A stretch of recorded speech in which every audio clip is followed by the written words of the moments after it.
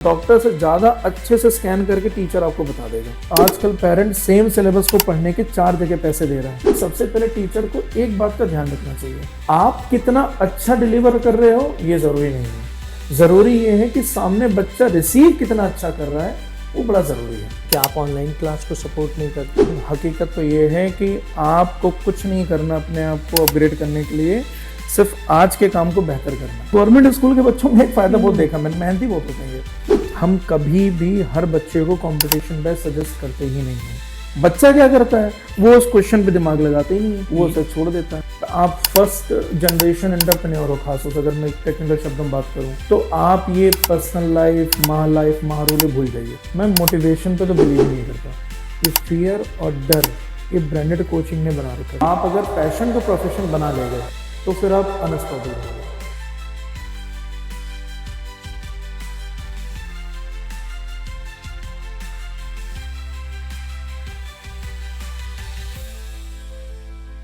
नमस्कार दोस्तों, the Indian educator behind the black board में आपका स्वागत है। आज के जो हमारे गेस्ट हैं बहुत ही इंटरेस्टिंग हैं। दीपक सर, जो कि गाजियाबाद में इनके 3-4 सेंटर आज चला रहे हैं।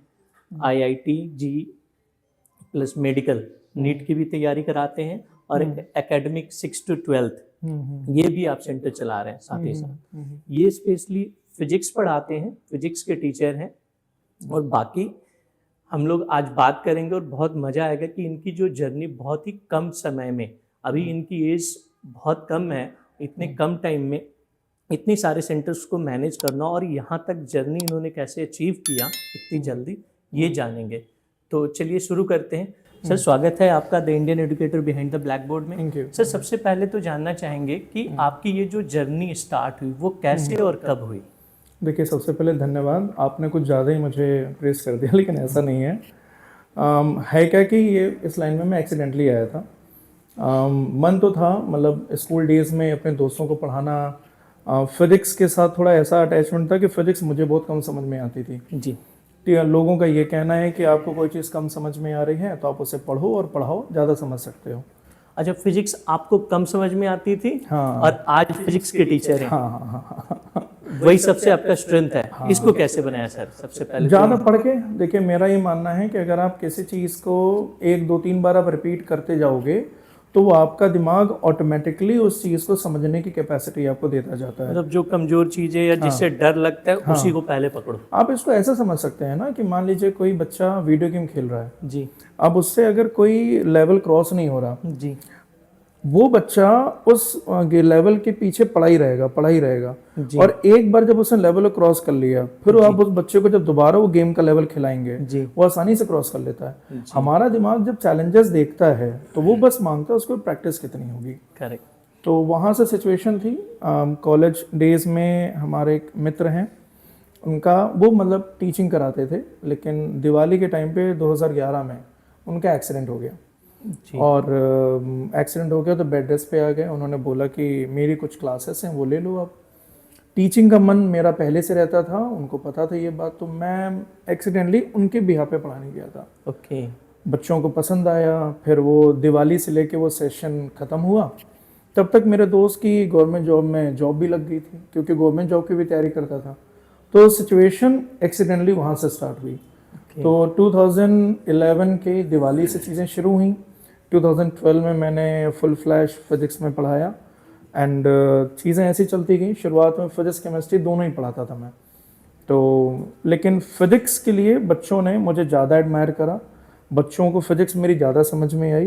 तो धीरे धीरे ऐसा होता रहा कि फ़िज़िक्स में मैं ज़्यादा टाइम देता था एंड केमिस्ट्री में कम टाइम देता था। ओके। मतलब कम टाइम का कहने का मतलब है बैचेस मेरे फिज़िक्स के ज़्यादा होते थे, केमिस्ट्री के कम होते थे। सर, जब आप बीटेक कर रहे होंगे तो पेरेंट्स का भी कुछ एक्सपेक्टेशन होगा। हाँ बिल्कुल, कि आप टीचिंग में आ गए। हाँ, या वो चाहते थे कि आप कोई भी प्रोफेशन चूज करें? बिल्कुल नहीं। मुझे टीचिंग ज़्यादा अच्छी लगती थी, लेकिन मैं घर पे ये बात बता नहीं सकता था।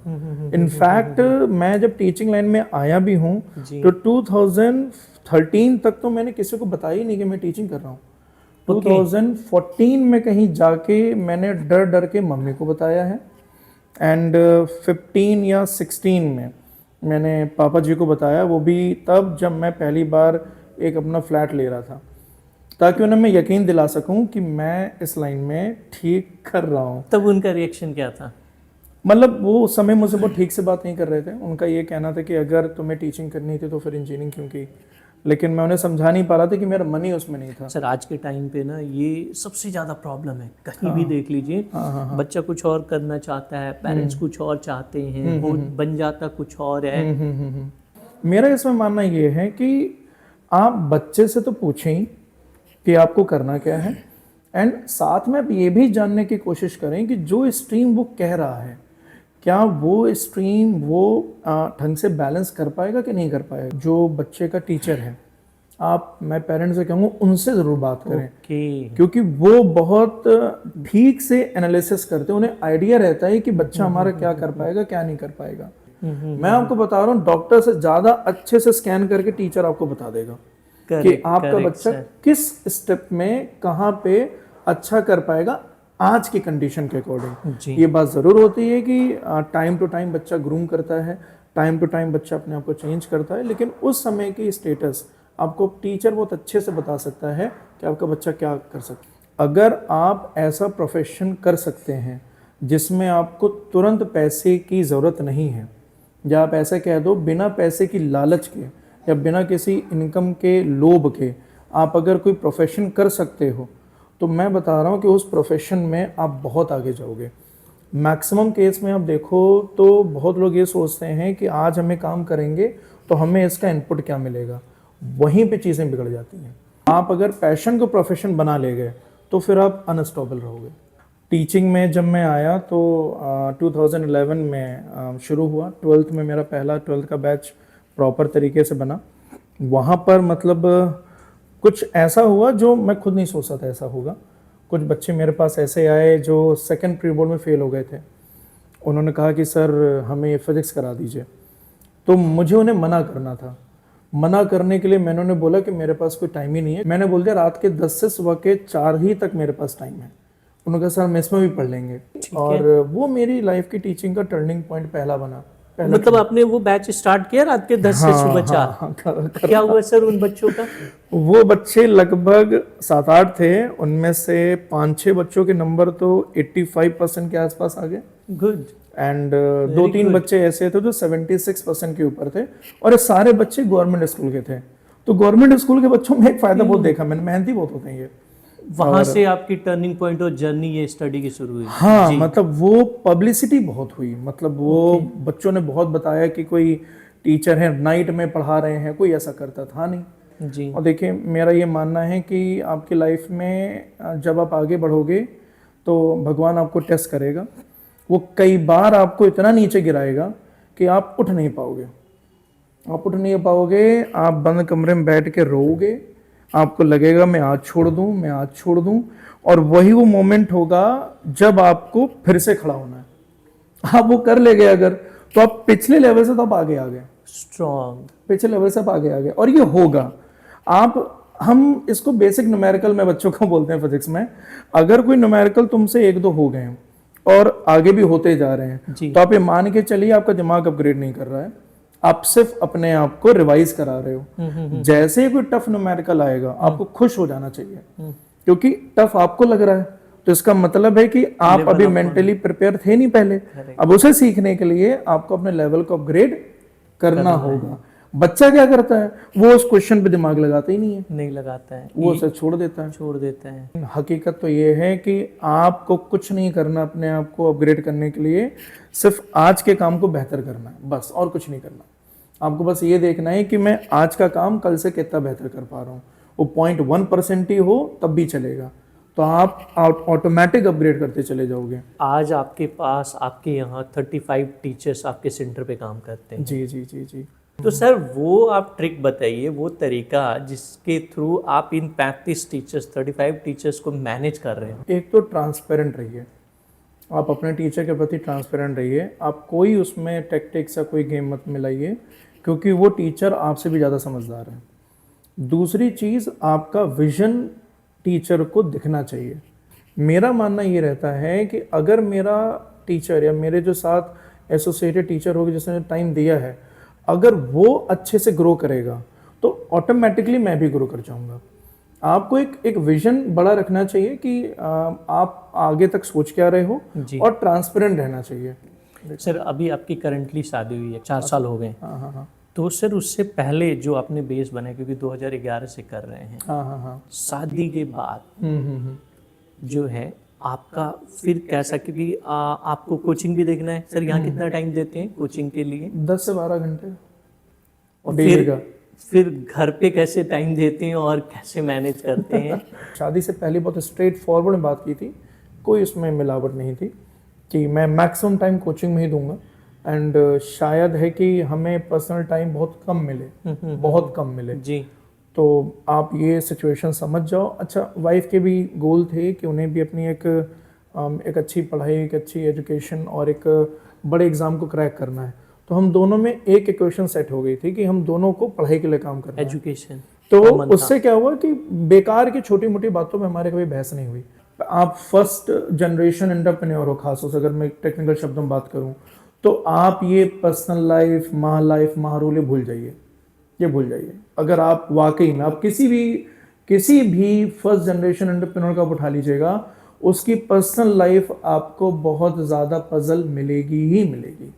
किसी को भी आप पिक कर लीजिए, आप एलोन मस्क को पिक कर लीजिए, आप इंडिया में जो लोग हैं उनको पिक कर लीजिए, किसी को भी पिक करेंगे आप, ये आएगा ही आएगा। या तो आप इसमें आइए नहीं, और अगर आएंगे तो आपको पर्सनल लाइफ को सेक्रीफाइस करना पड़ेगा ही करेगा। ये मानता ही मानता है।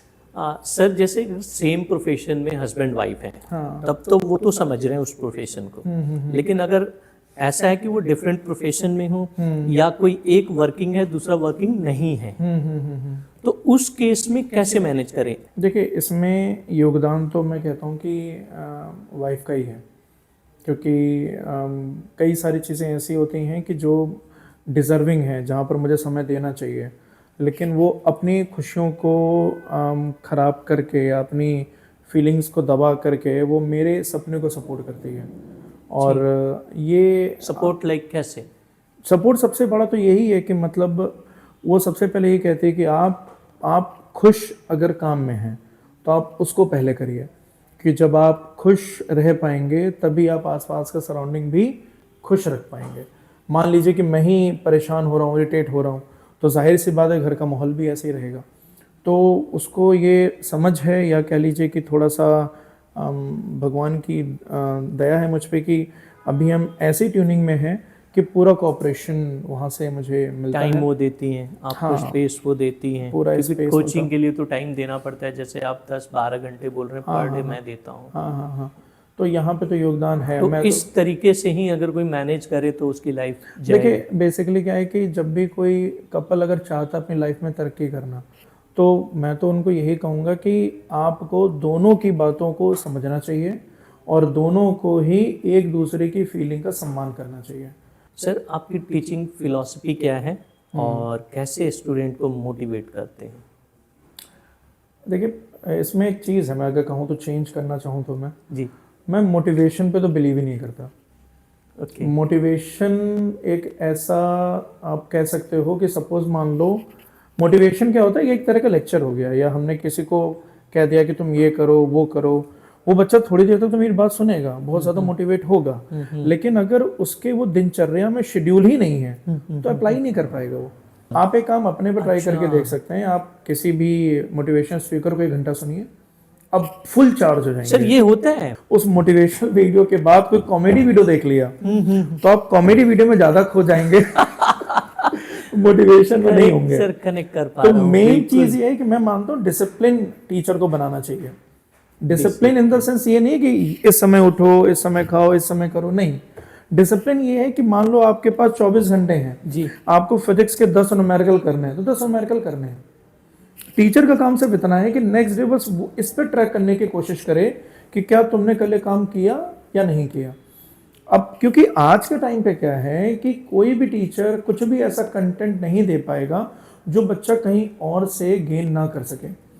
मैं टीचिंग टिप्स में यही कहता हूं कि सबसे पहले टीचर को एक बात का ध्यान रखना चाहिए, आप कितना अच्छा डिलीवर कर रहे हो ये जरूरी नहीं है, जरूरी ये है कि सामने बच्चा रिसीव कितना अच्छा कर रहा है, वो बड़ा जरूरी है। क्योंकि रिसीविंग पार्ट पे अगर आप ध्यान देंगे तो आपका बच्चा ग्रो करेगा। मैक्सिमम क्या, अब जैसे आप देख लीजिए जो ऑनलाइन एजुकेशन में होता है वहां पर कोई टीचर खराब नहीं पढ़ा रहा जी उन्होंने, टीचर ने कंटेंट बहुत अच्छा दिया, जी लेकिन 10-10 हजार के बच्चे अगर एक ग्रुप में बैठे हैं क्या वो ट्रैक कर पाएंगे कि किस बच्चे ने कितना ग्रेस्प करा है? नहीं। उस प्लेटफॉर्म पे मेन जो प्रॉब्लम बस एक है कि आपने पूरी जिम्मेदारी बच्चे के ऊपर डाल दी है, मैंने डिलीवर कर दिया है, अब तुम्हें जानना है। अब आप अगर इस चीज को देखना चाहें, आप एनसीआर में सब कोचिंग में एक बार आप 20 कोचिंग में विजिट करें, नॉर्मल 20 कोचिंग में, अगर उन 20 कोचिंग में एवरेज साइज 30 बच्चों का है, 30 में से 20 से 25 बच्चों के पास ऑनलाइन प्लेटफॉर्म होगा, ऑनलाइन प्लेटफॉर्म ऑलरेडी होगा, तो फायदा क्या हुआ उस चीज का? मतलब बच्चे के पैसे तो वेस्ट ही हो गए वो एक तरीके से। और एक दिक्कत और है जिसके ऊपर ध्यान किसी का नहीं है, ऑनलाइन के साथ अगर बच्चा ऑफलाइन भी कर रहा है तो आप ये मान के चलिए बच्चा किसी की बात नहीं सुन रहा होगा। मैं इसको एग्जांपल समझाता हूँ। लेट अस सपोज आज मुझे कोई बहुत इंपॉर्टेंट टॉपिक पढ़ाना है, ठीक है, हमने ग्रुप में मैसेज डाला कि आज की क्लास को मिस मत करना जी। किसी बच्चे का किसी दोस्त के साथ जाने का प्लान हो गया, तो वो क्या सोचेगा अपने दिमाग में कि चलो ये लेक्चर मैं स्किप कर दूंगा, ये मैं ऑनलाइन देख लूंगा। अब जो चैप्टर की पुराने की कनेक्टिविटी है वो तो यहाँ के ऑफलाइन टीचर ने बना रखी है, बच्चे ने उस कंटेंट को कहीं और से कर लिया, और ये फ्रिक्वेंसी महीने में 1-2 बार होती ही जाती है। At the end of the session बच्चा फिर किसी भी सब्जेक्ट पे अपना कमांड नहीं कर पाता, और ये हम हर साल देखते हैं। हर साल दिसंबर या जनवरी में हमें 10-12 ऐसे बच्चे मिलते हैं जिन्होंने पूरा 2 साल ऑनलाइन पढ़ा होता है, और अब उनकी नौबत ये है कि हम बोर्ड भी ठीक से करने में कैपेबल नहीं है। तो क्या आप ऑनलाइन क्लास को सपोर्ट नहीं करते? जिस तरह मेडिसिन है हर शरीर पे अलग अलग रिएक्ट करती है जी, ठीक उसी तरह जो एजुकेशन है या जो आप ट्यूटरिंग पार्ट बोल रहे हैं ये हर बच्चे के लिए अलग अलग है। अगर कोई ऐसा बच्चा है जिसकी मतलब माइंड की ग्रेस्पिंग पावर बहुत ज़्यादा है, उसका सेल्फ कंट्रोल बहुत अच्छा है, मतलब 1-2 बच्चों को मैं ऐसा भी जानता हूँ कि वो इतने ज़्यादा सेल्फ कंट्रोल में थे 2 साल तक उन्होंने मुंडन करा के रखा है ताकि मेरे बाल कॉम करने में टाइम वेस्ट ना हो। तो मैं ऐसे बच्चे को नहीं बोलूँगा कि तुम अब बाहर ऑफलाइन कोचिंग में हो, कि जब वो इतना टाइम सेव कर रहा है तो वो घर पे ही बैठ के करे, टाइम सेविंग होगी। टाइम सेविंग उन बच्चों के लिए जो डाइवर्टेड नहीं होते हैं, मतलब इसको यूटिलाइज करें उन्हें। लेकिन एक चीज़ और इसमें मैं ऐड करूँगा, ऐसे जो बच्चे ऑनलाइन कोचिंग करते हैं ये प्राइवेट ट्यूटर भी हायर करके रखते हैं ताकि वो मंथली या वीकली उनकी ट्रैक को देख पाए। लेकिन मेन समस्या कहाँ पर है जिस पर किसी का ध्यान नहीं जाता, ऑनलाइन जो मैंने पहले बोला, कंटेंट डिलीवरी पे सबका ध्यान है, कंटेंट डिलीवरी पे सबका ध्यान है, इस चीज पे ध्यान नहीं है कि हम रिसीव कितना करा पा रहे हैं। ये मेन इशू, अगर ये काम खोना हो जाए तो दिक्कत खत्म हो जाए। सर ये बड़े ब्रांड, आजकल ब्रांड बड़ा ब्रांड कोचिंग, हाँ क्या कहना चाहेंगे इसके बारे में? तब तो ये जो मीडियोकर और बाकी जो टीचर्स हैं, फिर ब्रांड का खेल तो एनसीआर में बहुत ज़्यादा खराब हो गया है। देखिए ब्रांड में टीचर की समस्या नहीं है, जो मेन समस्या है वो है कि ब्रांड एक अपने प्रोसेस से चलता है कि हमने एक एकेडमिक कैलेंडर बनाया है, हम इसी प्रोसेस के अकॉर्डिंग फिनिश करेंगे और ऑल ओवर इंडिया यही चलेगा और बच्चे उसको फॉलो करेंगे। जबकि ट्यूटरिंग का पार्ट क्या होना चाहिए कि आपको अपने सिस्टम को बच्चे के अकॉर्डिंग देखना पड़ेगा जी। करेक्ट। अब जैसे मान लीजिए कोई एक कंटेंट आपने आज पढ़ाया, आपकी क्लास में 10 बच्चे हैं, अब मान के चलिए 3 से 4 ऐसे बच्चे होंगे जिनको समझ में पूरा आया ही नहीं होगा, शायद कोई एक आधा बच्चा मिस भी कर दिया हो क्लास, वो ना आया हो। अब 2 महीने बाद स्कूल में एग्जाम है तो बच्चा डिमांड करेगा कि सर मेरी ये टॉपिक करा दीजिए। अब ब्रांड क्या करेगा इस केस में? ब्रांड कहेगा कि भैया मुझे आपके स्कूल के एग्जाम से कोई लेना देना नहीं है, हम अपने प्रोसेस से चलेंगे, फ्लो में चल। अच्छा इसमें कोई समस्या नहीं है, अपने प्रोसेस से आप चलो, लेकिन उस बच्चे का इवैल्यूएशन तो स्कूल के एग्जाम के आधार पे ही होगा। करेक्ट। आपने तो ये कह दिया कि हमारे इवैल्यूएशन अब 2 साल बाद करिएगा। नहीं सर, इसमें तो बच्चे भी छूट जाएंगे ना, अगर वो बच्चे की फ्रीक्वेंसी को मैच नहीं करेगा, सिर्फ वो कहेगा कि आप मैच करो, हाँ, तो बच्चा कहाँ से मैच करेगा? तो वो चीज तो रिवर्स प्रोसेस हो गया ना। दिक्कत तो है ही है। और एक चीज और प्रॉब्लम होती है जी, ब्रांड के साथ जो मेन ड्रॉबैक है, जब भी आप एडमिशन लेने जाते हो किसी ब्रांड कोचिंग में, आप टीचर से हार्डली है कि मिल पाओ। आप मिलते किससे हो? आप उनके एडमिशन काउंसलर से मिलते हो, आप उनके मार्केटिंग के बंदों से मिलते हो जो ऑलरेडी इसमें महारत हासिल कर रखे हैं कि आपसे कैसे उन्हें एडमिशन लेना है। टीचर को बातें पता हैं कि कब बच्चे को कहाँ समस्या आ रही, कहाँ समस्या नहीं आ रही है, लेकिन वो तक बात आप तो जान नहीं पाओगे। जी। इसीलिए आजकल पेरेंट सेम सिलेबस को पढ़ने के 4 जगह पैसे दे रहा है। पहले उसने स्कूल में दिया, फिर उसने ब्रांडेड कोचिंग में दिया, बच्चे ने कहा कि मुझे एक ऑनलाइन भी दिला दो, ऑनलाइन भी दे रहा है, फिर वहां से प्रॉब्लम सॉल्व नहीं हुई तो वो फिर ऑफलाइन में भी दे रहा है। सेम सिलेबस के एग्जाम्पल के तौर पे अगर न्यूटन लॉ मोशन पढ़ना है तो 4 जगह पे उसने फीस सबमिट करी है। क्या फायदा हुआ इसका? सर आपके यहाँ जो कम्पिटिटिव एग्जाम्स लाइक जो इंजीनियरिंग और मेडिकल के लिए होते हैं उसमें बच्चों के फियर होते हैं और पेरेंट्स का भी, आप उसको कैसे हैंडल करते हो, मैनेज करते हैं उनको? देखिए, पहली बात तो क्या है कि हम जो अपने यहाँ कंपटीशन बैच बनाते हैं जी, हम कभी भी हर बच्चे को कंपटीशन बैच सजेस्ट करते ही नहीं है। हमारे पास प्रोसेस क्या होता है कि लेटर सपोज कोई बच्चा एडमिशन लेने अगर आया जी, तो हमारे पास हमेशा 2 ऑप्शन होते हैं। अगर मैं साइंस की बात करूं, आप अगर सीबीएसई की तरफ जाना चाहते हैं तो आप सीबीएसई बैच में रहिए, आप अगर कंपटीशन बैच में जाना चाहते हो तो कंपटीशन बैच में रहिए।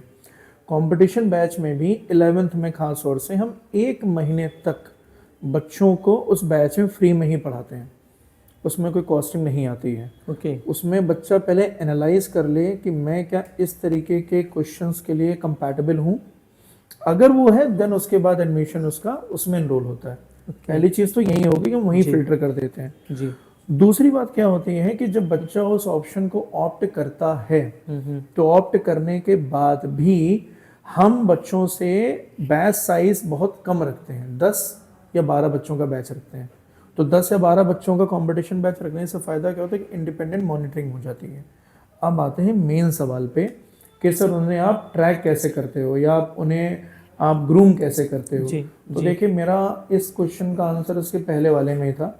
बच्चों का साइज बहुत कम होता है और हम लोग ध्यान इस बात पे देते हैं कि बच्चा रिसीव कितना कर रहा है। तो हम हर क्लास में या 2-3 क्लास के बाद उन्हें टारगेट देते हैं कि अब ये क्वेश्चंस करके लाइए, इनको करके लाइए। जब नहीं होते तो उनके ऊपर डिस्कशन होता है।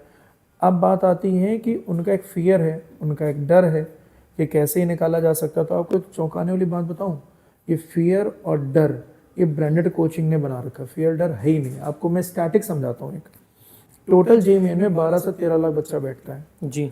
आपको सीट आपको क्या लगता है कितनी बताई जाती होंगी? सर हजारों में। जी, कोई कहता है कि 10,000 है, कोई कहता है 17,000 है, ऐसी बताई जाती है। रेशियो कहते हैं बहुत ज्यादा डिफरेंस है। हकीकत ये है कि 10,000 तक 11,000 1.5 लाख के आसपास लोगों का मेंस क्लियर होता है। 1.5 लाख के आसपास लोगों का मेंस क्लियर होता है। जी, उसमें भी मजेदार बात आपको बताऊं तो मैं जेई मेन का जो पेपर का लेवल है और जो पिछले 3 साल से सीबीएसई का जो लेवल आ रहा है उसमें सीबीएसई के क्वेश्चन ज्यादा टफ आ जा रहे हैं as compare to JEE Main. तो समस्या क्या है कि ये जो डर बनाया गया है, ये डर ब्रांडेड इसलिए बनाता है ताकि आपसे 3 से 4 लाख की फीस वो ले सके। हकीकत तो ये है कि अगर कोई बच्चा क्रिएट करना, हाँ, हकीकत ये है कि अगर आपको सिर्फ जेई मेन क्लियर करना है, अगर आप सिर्फ आईआईटीज को हटा दो, आईआईटीज को हटा दो, आप किसी भी इंजीनियरिंग कॉलेज में अगर एडमिशन लेना चाहते हो तो आप जेई मेन के थ्रू जा सकते हो और उसमें सिलेक्ट होना इतना टफ नहीं है। हम बच्चों को यही बताते रहते हैं कि 300 नंबर का पेपर आना है, सिलेक्शन 100 या 110 नंबर से हो जाता है, तो कितने मार्क्स लाने हैं? सिर्फ 33% के आसपास। और बच्चे का 40 या 50% सिलेबस ऑलरेडी उसे आता होता है। हमें बस उसी को बार बार रिवाइज कराना है, बार बार रिवाइज कराना है ताकि वो आसानी से अपने एग्जाम को क्लियर कर सके। ये हाइप इसलिए बनाई जाती है कि वो नंबर बताए जाते हैं कितने कि 12 लाख में से आपको 10,000 के अंदर आना है। तो बच्चा इसी रेस में लगा रहता है, वो पूरे 2 साल यही सोचता रहता है कि मुझे बस यही सीट चाहिए और जब उसे नहीं मिलता है तो वो डिप्रेशन में चला जाता है। हकीकत तो ये है कि आपको सिर्फ इंजीनियरिंग ही तो करनी है। इंजीनियरिंग अच्छे कॉलेज से करनी है, अच्छे गवर्नमेंट कॉलेज से करनी है, तो उसके ऑप्शन जेईई मेन के थ्रू भी है, आप उससे कर सकते हो। डराना क्यों? डराया सिर्फ इसलिए जाता है कि बिजनेस बनाया जा सके। अच्छा पैसा, अच्छा फील। डराने का कोई सेंस है ही नहीं, इतना टफ होता ही नहीं है। आप 2 साल पहले के पेपर उठा लो फिजिक्स के, जेईई मेन का और बोर्ड का। मैं बता रहा हूँ बच्चे जेईई मेन का पेपर पहले कर देंगे, बोर्ड का नहीं कर पाएंगे। बार बार इस चीज को याद दिलाना है कि आपको सिर्फ एक सीट चाहिए और उस एक सीट के लिए आपको नंबर लाने हैं। अगर मैं डीडी या किसी अच्छे कॉलेज की बात करूँ जनरल कैटेगरी में तो 150 के ऊपर लाने हैं आपको नंबर, मतलब एटलीस्ट 50% से ऊपर नंबर लाने हैं। तो इतना टफ थोड़े ना है। आप जिस भी एग्ज़ाम की तैयारी कर रहे हो, सपोज सीबीएसई कर रहे हो, मेंस कर रहे हो, एडवांस कर रहे हो, तो आप अपने टाइम टेबल में बस ये रख लो कि उस एग्ज़ाम के आपको 10 से 15 प्रीवियस ईयर क्वेश्चन डेली लगाने हैं सब्जेक्ट वाइज। सर ये जो कम्पिटिटिव एग्जाम्स की तैयारी हो रही है इसमें कोचिंग कब ज्वाइन करना चाहिए और क्या सेल्फ स्टडी कब करना चाहिए? देखिए, सेल्फ स्टडी तो सबसे इम्पोर्टेंट है। कोचिंग का तो अगर हम देखें कॉम्पिटिटिव एग्ज़ाम में तो उसमें 11th-12th का सिलेबस आता है, तो मैं तो सजेस्ट यही करूँगा कि बच्चा 11th में ही ज्वाइन करे, और अगर बहुत उसे जल्द करनी है जी। तो 10th में NTSE इनके फाउंडेशन होते हैं, वो इनमें कर सकता है। ये नहीं कि बच्चा 6th क्लास से शुरू कर ले रहा है, 7th क्लास से शुरू कर ले रहा है, उसका कोई फ़ायदा नहीं होता इतना। मैक्सिमम टाइम तो वही 2 साल का ही है। बच्चों को करना है तो 10th से भले और शुरू कर ले, और भी जल्दी करना चाहता है तो 9th से कर ले, लेकिन इससे पहले नहीं, क्योंकि 9th के कुछ सिलेबस का बेस 11th में है, 10th के कुछ चैप्टर का बेस 12th में है। तो मैं मेनली रिकमेंड तो ये करता हूँ कि 11 से करें, लेकिन अगर बच्चों को लगता है कि मुझे और अच्छी चीज़ करनी है तो 10th या 9th से कर सकता है। वैसे बच्चे जो फाइनेंशियली वीक हैं तो उनके लिए क्या आपको सोचना है और क्या सपोर्ट रहता है आपका? देखिए, मैं अगर वैसे तो मैं ऐसे ज़्यादा वैसे नहीं कहना चाहता था, लेकिन आपने पूछा तो बताता हूँ। मेरा पर्सनल क्या है कि मैं 10% बच्चे अपनी कोचिंग में जी फ्री ऑफ कॉस्ट हर साल पढ़ाता हूँ। वैसे पेरेंट्स, वैसे बच्चे जो फाइनेंशियली सीरियसली वीक हैं और वो भी अपना सपना पूरा करना चाहते हैं इंजीनियरिंग, मेडिकल का या और भी एकेडमी, तो सर से जोड़िए और इसमें सर कराते हैं जी।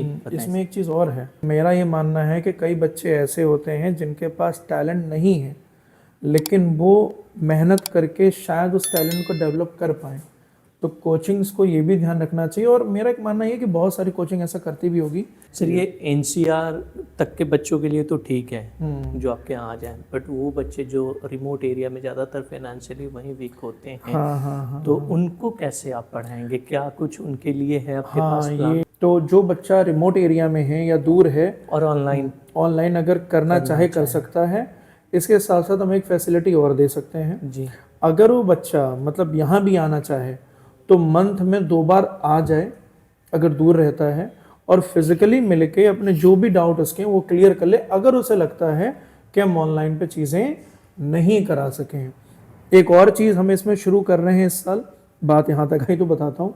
कुछ बच्चे ऐसे हैं जो बहुत रूरल एरियाज़ में हैं, उनके पास नेटवर्क की सुविधा भी नहीं है, वो ऑनलाइन क्लास भी नहीं ले सकते हैं और वो वहाँ पे ऑफलाइन क्लास भी नहीं कर सकते हैं। अगर ऐसे कोई बच्चा है, अगर वो करना चाहता है, तो टोटल हम 20 बच्चों का बैच इस बार बनाएंगे क्लास वाइज, या आप कह सकते हो 9 से लेकर 12 तक, जिनको यहाँ पे एकोमोडेशन भी मिल जाएगा, वो यहाँ रह के पढ़ भी सकते हैं। बस शर्त एक ही है कि बच्चा पढ़ना चाहे। सर आपसे बात करके बहुत मज़ा आया, और सीरियसली आप ऐसे ही इतना आगे नहीं बढ़े क्योंकि बात करने से लगा आप जितने अच्छे टीचर हैं उतने ही प्योर मैन भी हैं, आप पर्सन भी हैं। आई विश कि आप ऐसे ही बढ़ते रहें और सोसाइटी और समाज के लिए करते रहें जिस तरीके से काम कर रहे हैं। Thank you sir. Thank you.